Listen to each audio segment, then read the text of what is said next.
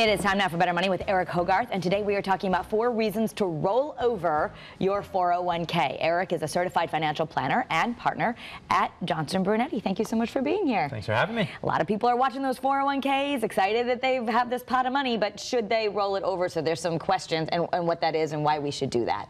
Well, we talk about all the market, right? We invest in the market to grow the money, and the market's now gone up for a number of years in a row, and as you get closer to retirement, you start thinking about, well, I don't want it to go backwards, and should I be thinking about things differently or doing things differently? So you've got some reasons why you should roll over, and the number one reason is control. You get to control it. Even in the best employer plans, you're still limited by your employer saying, this is what you can buy. These are your investment choices, and a lot of those are the stock market, most of them. In an IRA, individual retirement account, you can invest in anything you want, maybe more conservative, maybe entirely safe, or maybe just different types of risks, so you have a lot more control. Okay. Number 2 would be your ability to withdraw. So you don't want to spend your retirement money before 59 and a half.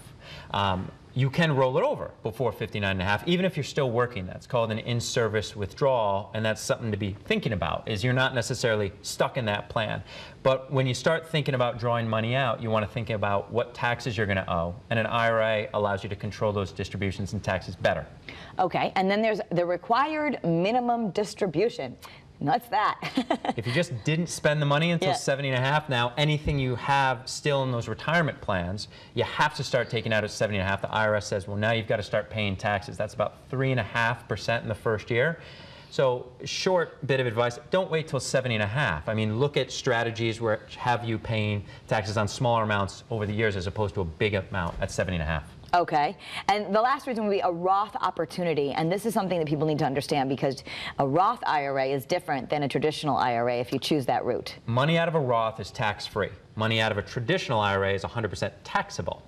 It's hard getting money in the Roth because you don't get a tax deduction, but it's important to note that we can all convert. We can take an IRA and turn it into a Roth. Yes, there's taxes, there's pros and cons, talk about it, think about it, but know that you could, and you probably should think about taking advantage of it. Especially if you're younger. And that's something you can go to someone like you and you're just going to run the numbers and you'll know if it makes sense or not.